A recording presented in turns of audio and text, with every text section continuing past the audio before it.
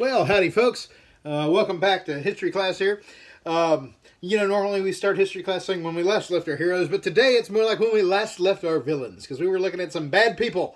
The last go around, the rise of the Nazis in Germany, the rise of the fascists in Italy, the rise of imperialist militarism in Japan, and the rise of communism in the Soviet Union.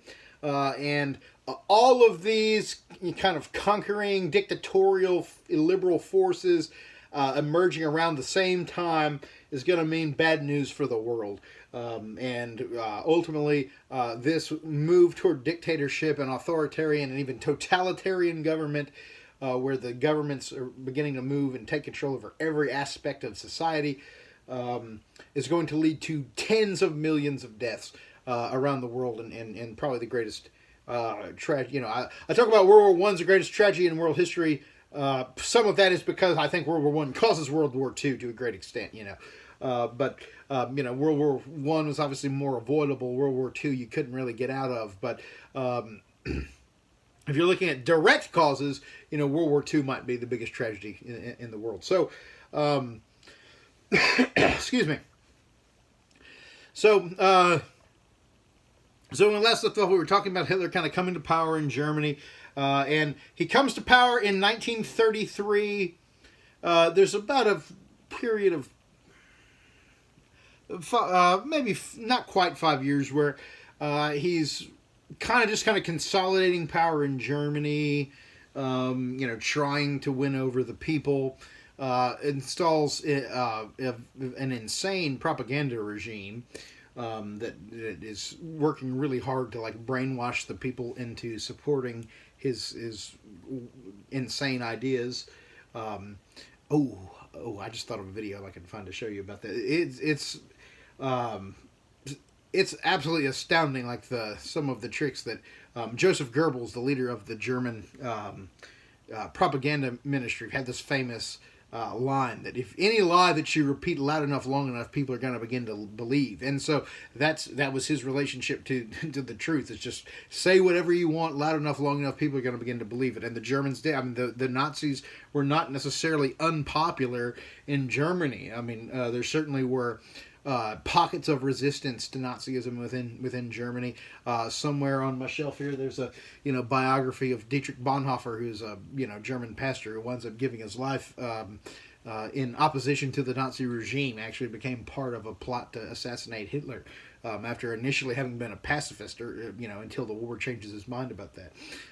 He decides to think desperate times call for desperate measure, and actually helps work to see Hitler killed. But obviously, the plot unfortunately failed. So, excuse me. There's a period of time of kind of Germans, Nazis kind of coalescing their power in Germany, and then they begin to start looking outwardly. And as we go through this, we'll kind of keep a running tally of how many countries wind up falling to Nazi aggression, because I think it's important for you to get the scope of how quickly the Nazis nearly take over Europe. Basically take over Europe minus Britain, and then also, just how quickly it happened, because it's really astounding. So, the first real act of aggression that Hitler did, it was kind of, I don't know if you've ever had to watch a kid for a while, or whatever. You'll tell them, not to do something if. I remember when I was a kid, sometimes your parents would say, don't touch the wall, and there's that little part of you that wants to, come as close as you can. My demonstration is failing because the camera angle, I'm not going to touch it, it'll fall over. It wants to come as close to touching the walls as possible without doing it, because you're trying to test the limits. Hitler kind of wanted to test the limits of the old Allied powers from World War One and see if I started to kind of push the limits of the Treaty of Versailles, would they do anything about it? At this point in time, in our next set of videos, we'll look at American entry into World War II and why it takes us so long. But America was in a generally isolationist mood between the world wars. Even in the Roaring '20s, in a time of economic prosperity, we didn't want to get dragged into another European conflict. Isolationism was the order of the day in foreign policy. Then you have the Great Depression and the New Deal and all that. We don't really have the capacity to really be the world's policeman in the 1930s. We probably could have done it in the 20s if we'd have made that a priority. But by the 30s with the crash, we were kind of minding our own business, which wound up being most historians think was a mistake. And most historians think we really should have, that maybe we could have done some things more proactive to prevent the rise of Hitler or to discourage his spread. But America was kind of off the scene. Meanwhile, Britain and France were not really in a position of strength. I mean, they still had these big overseas empires, but they're losing their hold on those. They're economically still ravaged from World War I. They haven't fully recovered. The Great Depression, we think of it as an American event, and it was, but it was also a global event. I mean, really, the entire world was in a bad economic spot because the economies of the world are interconnected. So it was kind of bad times for all in the 1930s. The 30s were really a pretty crappy decade, really, when you look at it. So, the Nazis come to power, the communists get more entrenched in power, Stalin and the purges, the fascists come to power in Italy, the Great Depression in the U.S., the Dust Bowl, the 1930s sucked. But pretty much the only thing you can say for the 30s was, pretty decent music, Delta Blues and stuff. But other than that, the 30s were just awful. So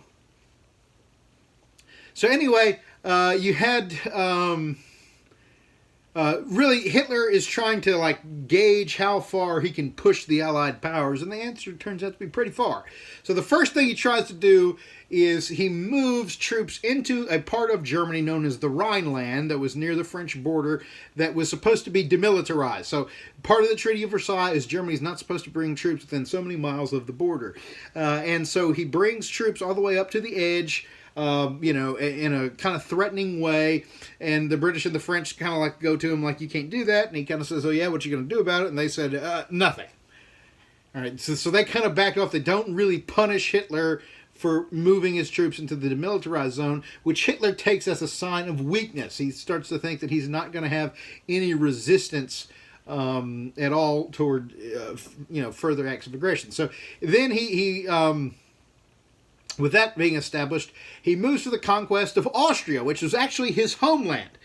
Austria and Germany, of course, are pretty closely linked countries. They both speak German. They're basically the same ethnicity, largely the same cultural heritage. And Hitler was living in Germany, but he actually was Austrian born. And Hitler believed in kind of a pan-Germanism. He wanted everyone of German ethnicity. Of course, obviously, he was a fanatical racist, and he wanted anyone of kind of German ethnicity to kind of be the master race controlling all the world and all that nonsense. So he wanted to unify Germany and Austria, which was directly against the Treaty of Versailles. Austria had a Nazi party of their own that the German party supported and helped funnel money to, and so on. He helps the Austrian Nazis have a coup, take over the Austrian government, and then the Austrian Nazis literally just hand the country over to Hitler. So Hitler conquers Austria without actually the German army having to fire a shot. The Austrian Nazi party does it for him and just literally says, here, Hitler, welcome to Austria, come take over. So one country down. He's taken over Austria with very minimal difficulty. Maybe some diplomatic wrangling to make that happen, but the Austrian Nazis just hand control over to them. So now Austria is now, under German control. The British and the French come to him and say, hey, you can't do that. And he says, what are you going to do about it? And they say, well, nothing. And meanwhile, America is still fighting over the New Deal and Great Depression and, hobos and Hoovervilles and, all this stuff.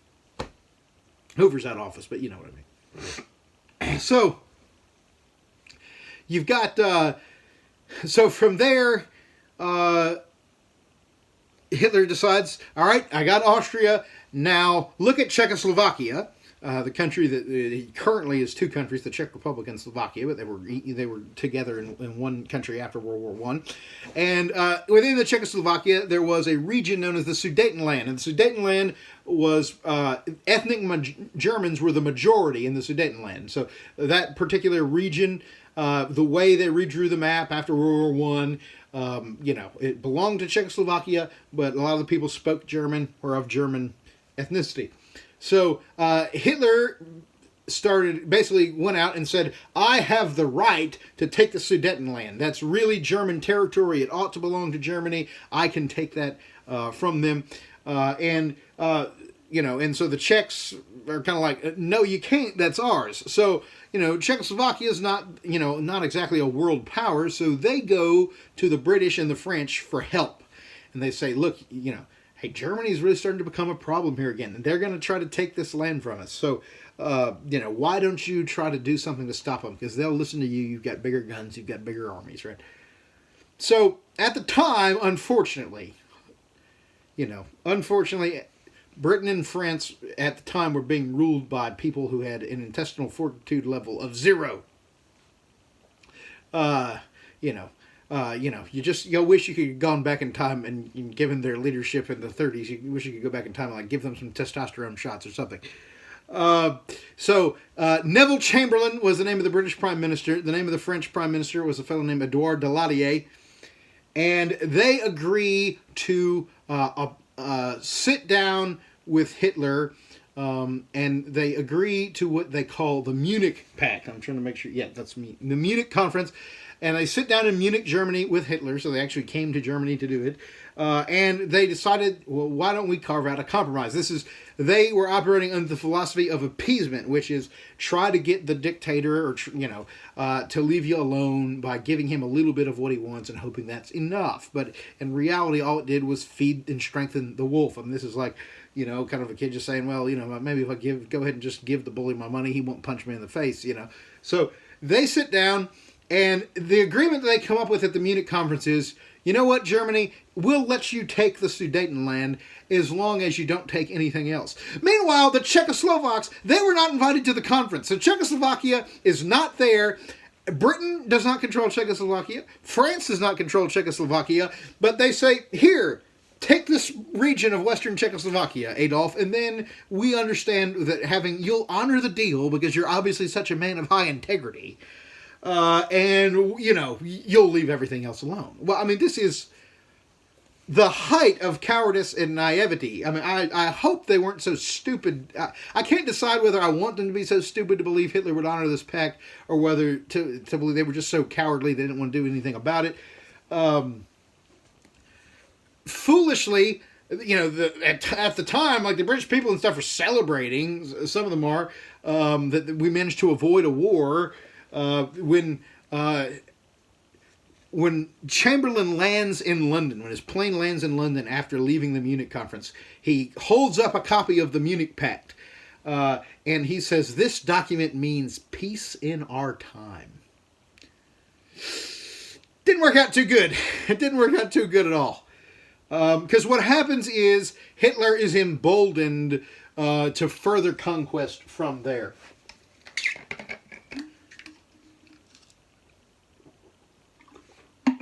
Specifically, he decides, well, I invaded Czechoslovakia, and I took the Sudetenland without much resistance, and no one seemed willing to fight for Czechoslovakia, the way the British went to war for Belgium last go round or what have you. So, you know what? Let's just take Czechoslovakia. So Germany invades Czechoslovakia, and they fall in a very short period of time. So Austria, now Czechoslovakia. We've got 2 countries down that Hitler has taken over.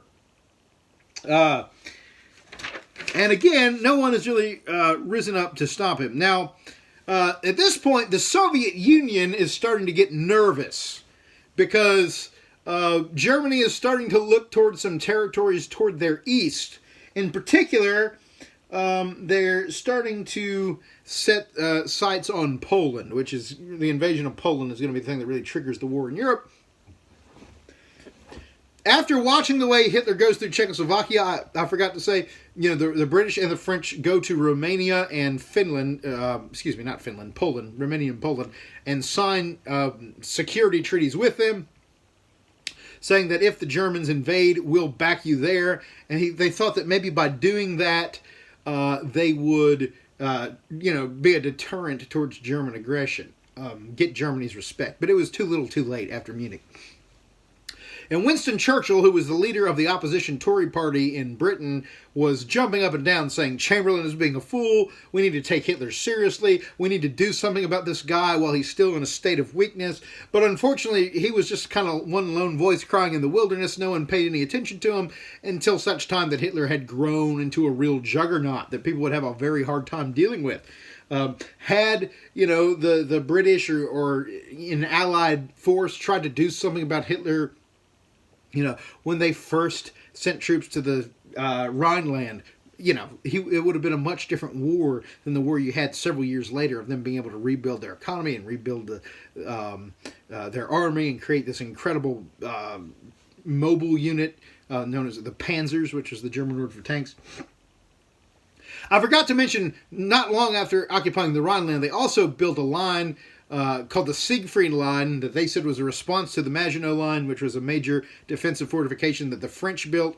The French had built this Maginot Line, which basically was a World War I style, it's set up to win World War I again. But,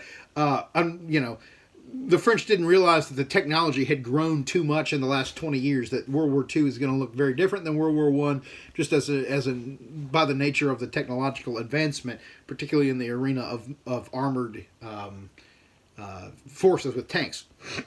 So, which are a huge game changer. You can't overestimate how important the tanks were. So, and then also the fact that airplanes have come a long way between World War I and World War II. Airplanes in World War II are a lot nicer, and a lot more advanced. So, anyway, back to 38, 39. Anyway, Germany's starting to look east. Stalin starts to get worried, like, am I going to have to, go to war? And there's a period of time where it looks like a German-Russian war isn't out of the question. So they make over, I can't remember who initiated the diplomatic contact, but basically Hitler and Stalin agree to a pact to kind of carve up the world between the two of them. A non-aggression pact known as the Molotov-Ribbentrop Pact, based off of the diplomats involved in making it. And basically they agreed to stay out of the other's way. Germany basically ceded to Russia the right to invade. Let me check what country's right. Yeah, I was correct. All right, so they basically ceded to them the right to invade Finland, which they invaded Finland in a war known as the Winter War, kind of right on the verge of World War II, which is actually going to cause Finland to fight with the Axis powers during World War II. I never introduced the term Axis powers in the last video. That was a mistake on my part. So the Axis was the Rome, Berlin, Tokyo Axis was an alliance signed between Germany, Italy, and Japan. And there's a handful of small countries fought with them. Finland was one of them. They gave them the right to invade Finland, the right to invade Lithuania, Latvia, and Estonia, which had been Russian territory before the communist revolution, and the Treaty of Brest-Litovsk gave those up. So they said, Russians, you can go reconquer those lands. We'll leave you alone. We don't want to mess with you. In exchange for that, you need to leave us a couple of places as well. Let me see what exactly he was looking at here. Yeah, the main thing that Germany wanted out of it was non-aggression and the fact for the Russians not to stop them from invading Poland. So what they did, Poland, it was parts of it bordered on Russia there, and then parts of it Germany wanted. So what they agreed to was to give part of Poland to Russia, and the Germans invade the rest of it. So we need to keep this in mind, because the Soviets are about to become our allies in World War II. Just from a, enemy of my enemy is my friend type of theory. And as we go through World War II, one thing I'm going to say over and over again is Franklin Roosevelt, the American president at the time, not cautious enough about the Soviets. And we had to rely on the Soviets, because without the Soviet Union, we might not have won the war. The Russian front of World War II, I don't want to get ahead of myself too much here, but it is brutal. It is brutal, and it is going to greatly bleed out the Nazi forces. I mean, the Battle of Stalingrad is the turning point of World War II. Without the Russians, I don't know if we win. But we got way too trusting of the Soviets in a handful of ways. And some of those mistakes that we made over the course of our alliance cost us at the outset of the Cold War period, where the Americans and the Soviets wound up basically playing chess with the world for a few decades. So, and the reason that's relevant here is you got to remember that in 1939, when Hitler's going to invade Poland, the Soviets are going to invade right with them. They're not amassed together. They're invading different parts. But these two countries are trying to go in and divvy up Poland between them and eat it up like a carnivore. And the thing about it, it's not that there was, ideologically, Hitler and Stalin would have had differences. Although in practicality, living under fascism and living under communism are not really going to be that different. I mean, they're kind of birds of a feather, and that they're the same kind of evil. They're the same kind of heartless. They're the same kind of power hungry.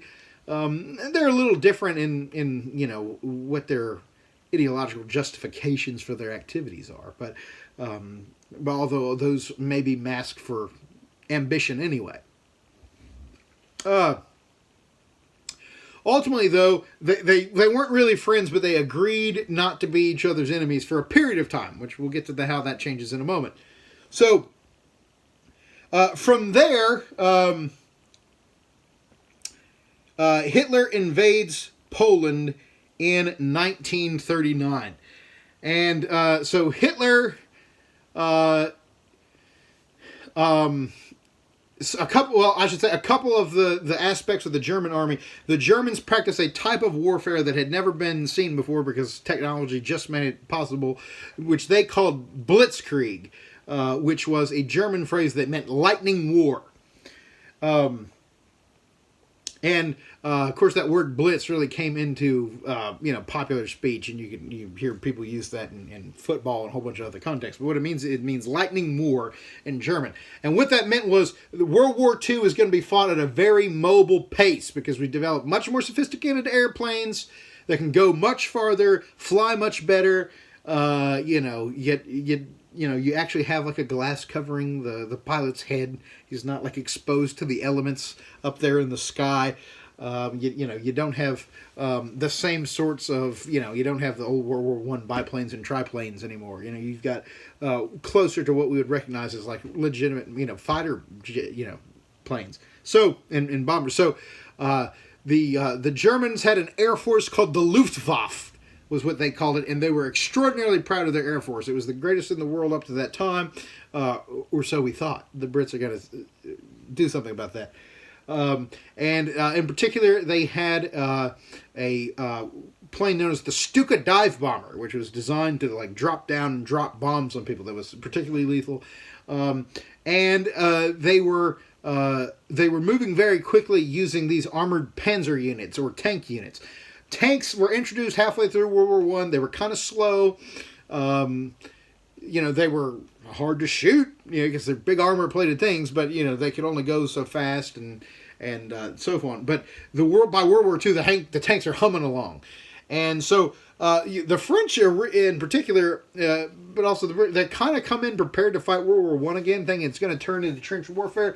World War II does not turn into trench warfare for the most part. It turns into really fast movements, and where a battle like the Marne or the Battle of the Somme in World War I, troops would have fought for months and only gained 10 miles of ground. Countries are going to be conquered in days in World War II. It's a much faster moving conflict, especially at the beginning. So they invade Poland. And Poland falls, let me check the date. I think it's like 6 weeks. Let me see if it's even that long. Hold on, 48 hours. Yeah, so the invasion starts on September 1st. By the end of September, Hitler had conquered the country. Of course, at the end, this is a terrible thing because Poland becomes the site of several of the worst concentration camps, including Auschwitz. There's 6 million Poles are killed. There's 6 million people killed in the Holocaust, but Also 6 million Poles, and about half of those Poles were Jewish. So you have this really rapid German conquest, despite the fact that the British and the French do reluctantly join the conflict. They do declare war on Germany, and they send in troops, but the combined forces of Britain, France, and Poland are no match for the Luftwaffe and the Panzers and all this. The Blitzkrieg of Poland. Poland is conquered within a month. So we've got Austria down by the Anschluss or the reunion. We've got Czechoslovakia, and now by 1939 we now have Poland. So that's 3 countries that have been conquered by Hitler. Now, and meanwhile, Americans are still kind of taking an isolationist stance, but obviously, if you're in leadership in Washington, you're kind of starting to watch this like, yeah, we should be concerned. So spring of 1940, Hitler begins yet another push. It takes Blitzkrieg to a whole another level. April of 1940, Germany occupies Denmark literally in hours. So 1, 2, 3, 4. So that's 4 countries down. And then he invades Norway. Norway is kind of an interesting case because they actually fight. The Norwegians actually fight really hard. They hold out for 2 months, but ultimately Hitler wins in Norway with the help of a high-placed traitor by the name of Vidkun Quisling, who sold the Norwegian people out to Hitler. And in exchange for being the puppet ruler. So the Germans took out Norway. Instead of bringing it into Germany, they allowed it to exist as a country, but installed a Nazi crony who would do whatever Hitler wanted. Didn't have any real power, but he got to feel like he had power. And so for that, so like Judas, selling out Jesus for 30 pieces of silver, for really no real power, Quisling gives up his whole people. Sometimes in English you'll actually hear that we actually have a word, Quisling, with a lowercase q, that we took from him. Like his name literally became a synonym for traitor that you can find in the dictionary, which is not the legacy that you want, obviously. So he takes Norway, he takes Denmark, so we're now up to 5 countries. So in a period of really less than 2 years, really, Hitler's taken over 5 countries. So this is starting to get serious. So May 10th, Germany starts to attack France and the neighboring Low Countries. They conquer Luxembourg in 2 days. That's 6 countries. They conquer the Netherlands in 5 days. That's 7 countries. And they conquer Belgium in the Belgians hold out a little bit longer. They make it 18 days. So Hitler has conquered now, by June of 1940, Hitler has conquered 8 countries in 2 years. And the average resistance of each of these countries is less than a month apiece. So it's like if Hitler shows up on your borders, the Germans shows up on your borders, you've got a very real chance of having lost your independence in less than a month. In some cases, less than a week. I mean, that has to have been a terrifying reality for everyone in Europe. Well, now, after marching through the Low Countries, here comes Hitler to the border of France. So, so June 1940, the French are reinforced by the British. They find themselves outflanked by the Swift armor units. Again, they're trying to fight the old war when Hitler's doing kind of a different type of thing. Ultimately, the Germans drive the combined British-French force all the way back to a coastal city right on the English Channel, right on the French coastline, known as Dunkirk. And while they're at Dunkirk, they basically had the Allies dead to rights and could have annihilated them. But we were blessed by the fact that Hitler is absolutely insane. And because of that, there are times in the war where he does absolutely insane and stupid things.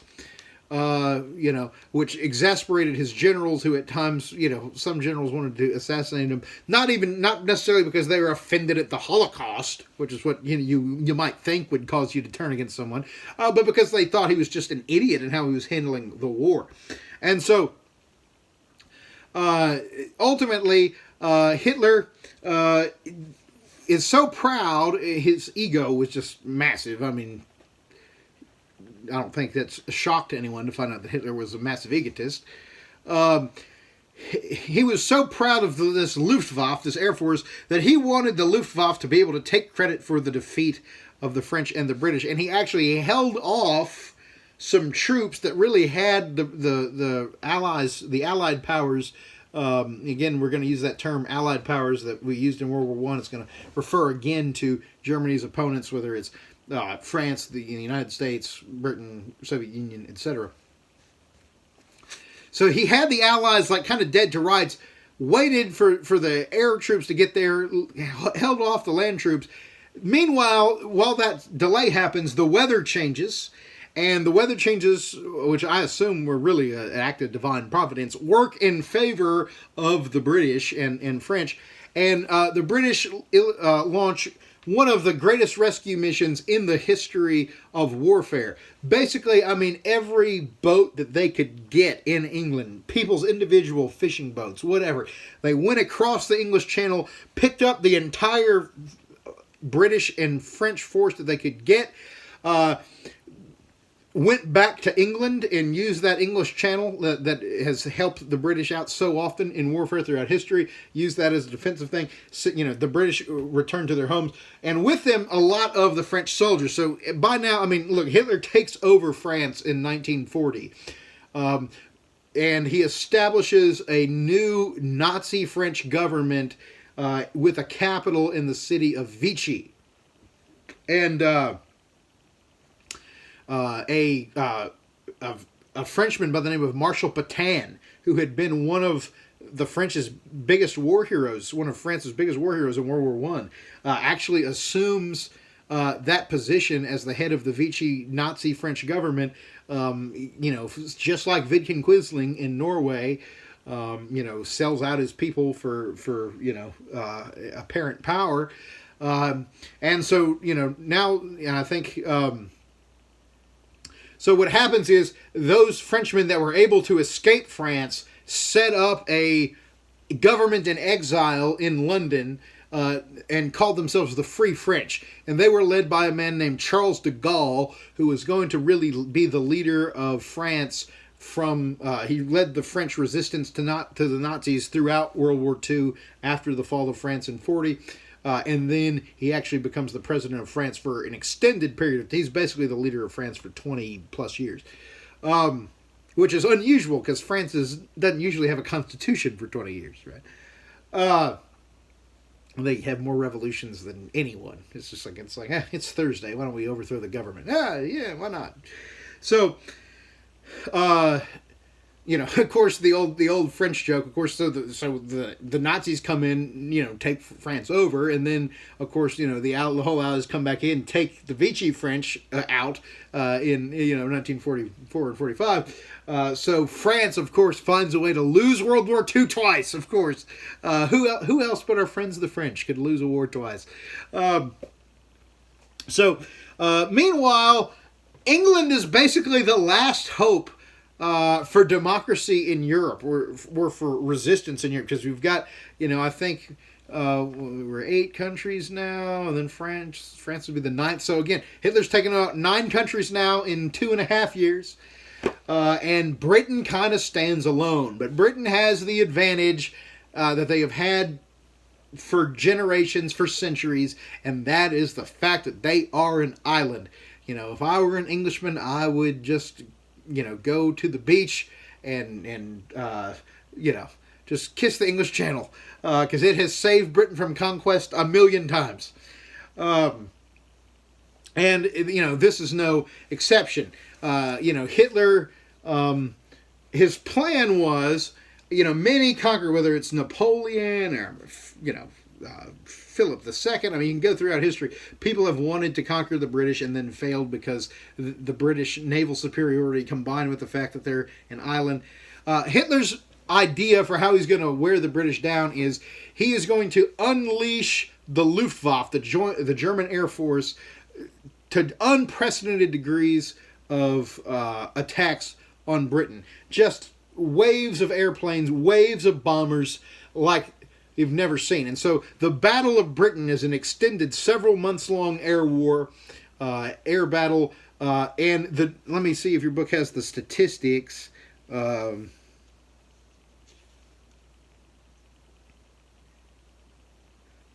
So there were 2,367 Allied pilots. Of those, 1,878 were British. Poland provided the second most with 141. Okay, so meanwhile, I think the Germans were committing. How many planes did they put into action here? I don't see the number, but it is important to know though that in general the Allies were outnumbered.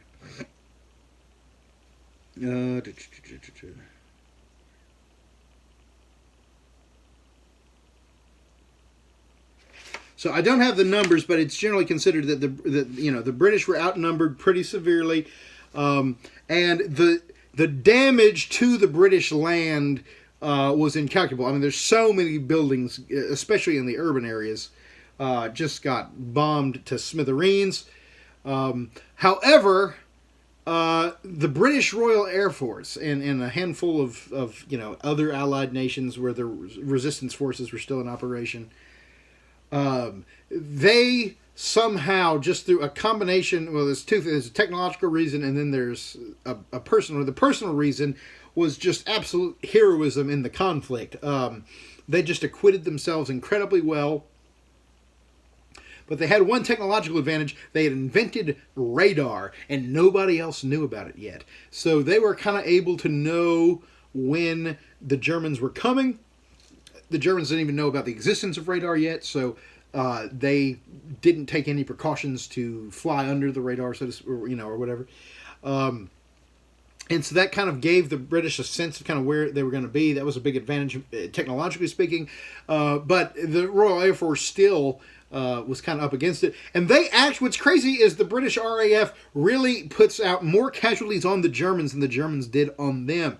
And so the Battle of Britain is a resounding victory. Now, Britain pays a heavy, heavy, heavy, heavy cost for it. I mean, lots of people die. Lots of buildings are destroyed. It sets their economy back severely in the post-war years. Battle of Britain's a rough deal. However, at a purely military level, it was a resounding British victory. The Brits took out a lot more planes than the Germans did. And another thing is that typically, because the Germans were away in England, when a plane got shot down, the pilot was taken as a POW. When a British plane got shot down, if he survived, he just got in another plane and went back up.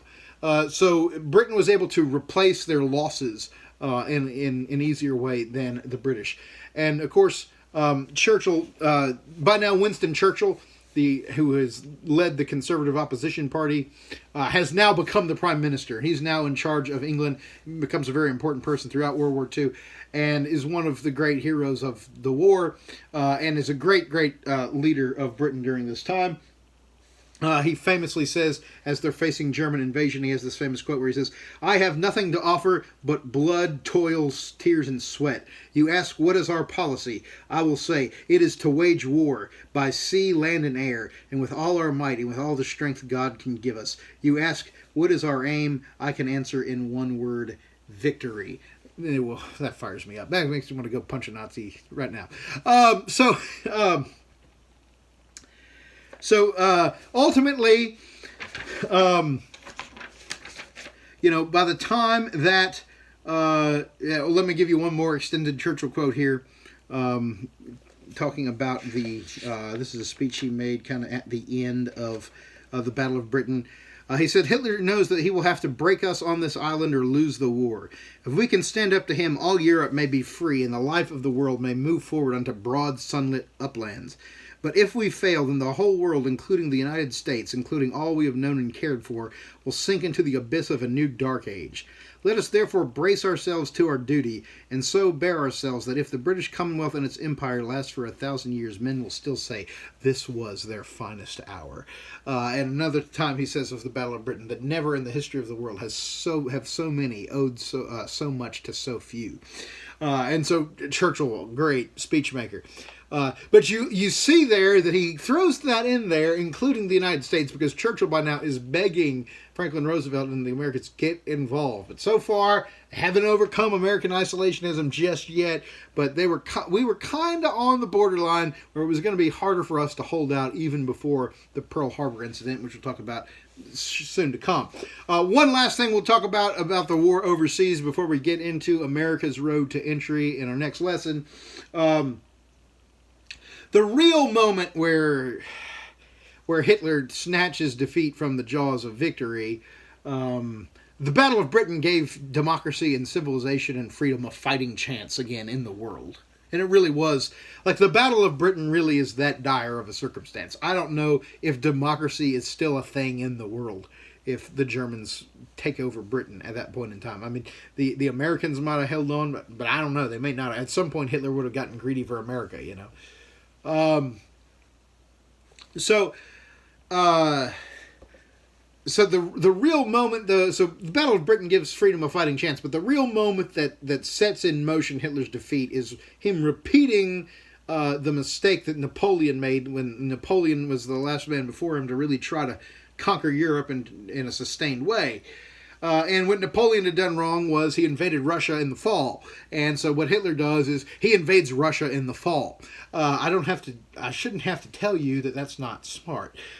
So after the fall of France, Hitler decides to ignore the Molotov-Ribbentrop treaty, the non-aggression pact with the Soviet Union. He just decides to basically ball it up and throw it in the trash, and decides to make Stalin an enemy. And he invades Russia in what he called Operation Barbarossa. And this is another situation where Hitler's insane ego, turned out in this case to kind of be a blessing to the world because it prevented him from making logical decisions and led to his defeat. He wanted to invade the Soviet Union, which was stupid. He should have kept, if he wanted to conquer Europe, he should have kept focusing on the West for the time being. But he started to covet the breadbasket that was the Ukraine and some of the prairie land in the western part of the Soviet Union. He also, at this point, the Germans were starting to run into a little bit of a shortage of oil, which was required to run. The Blitzkrieg strategy requires you to have lots of oil for airplanes and tanks. And Russia is a fairly oil-rich land. Germany's current territory was not. So he wanted to invade the Soviet Union, well, one, for his ego, two, for this fertile plains area where producing bread and so forth, and then three, for oil. So he sends in kind of a multi-pronged invasion where he attacks three different cities. So Leningrad, Stalingrad, and Moscow. So Moscow's the capital. Ultimately, though, the city, the Battle of Stalingrad, we'll see when Stalingrad finally ends in a Soviet victory. That's really the turning point of World War II, at which the whole thing starts to turn. After years where it looked like the Nazis really might win. But what's crazy is that there's really no strategic value in Stalingrad. Hitler really wanted Stalingrad because it had Stalin's name on it. It was kind of a personal vendetta thing. And that turns out to be, we'll get to it in more detail later, but that turns out to be maybe the nastiest battle of the war. Just in general, the German-Russian front was terrible. The communist government was, with their horrible economic system, was not able to adequately produce goods for their troops. So they're fighting in, inadequate footwear and stuff like that. I mean, they live in Russia. You'd think they'd be more prepared for fighting in this climate, but they were short on so many goods. the weather was often like sub-zero, always freezing. There's accounts. I think I've shared this story before, but there's accounts of people in the German Soviet front that literally died because their cheeks froze together and they couldn't poop. That was like, people really died of that. There's accounts from the Battle of Stalingrad of people's hands freezing to their guns and they couldn't get them loose. I mean, just insane things. So you don't want to have anything to do with the German-Russian war. And the thing about it is, neither side valued their people as individuals. Like, the Americans or the British, when they're planning an attack, they're going to do what they have to do, and there's going to be a certain number of civilian casualties that are innocent bystanders that die. There's going to be a certain amount of your boys that, you've drafted that are going to die, and each of those lives is a tragedy. But they still fundamentally are going to try to work to, how can we do this? When they're planning their strategy, they're going to think about how can we do this in a way that limits, civilian deaths, that limits the loss of our men. Neither one of these dictatorial governments cares at all. So they're going to, the Russians in particular, just throw men on the front and just like, we've got millions more where that came from. Mow them down. And so kind of what you call butcher tactics in warfare, where you don't care at all for casualties when you're planning your strategy. So it got really, really nasty, and we're going to see ultimately it's the invasion of the Soviet Union that turns to be the undoing of the Germans. But and then meanwhile, we should say that the Italians are also invading North Africa during this time. Which, we'll pick up that story when America gets involved. And then, obviously, the Japanese are starting, war in Manchuria, which we addressed in the last video as well. So, really, the whole world is being plunged into war so far outside of the Americas. But the Americas are about to be brought in a major way by Pearl Harbor, which we will talk about coming up soon. So anyway, y'all have yourselves a good spring break, and hopefully I'll get to see you sometime in the near future.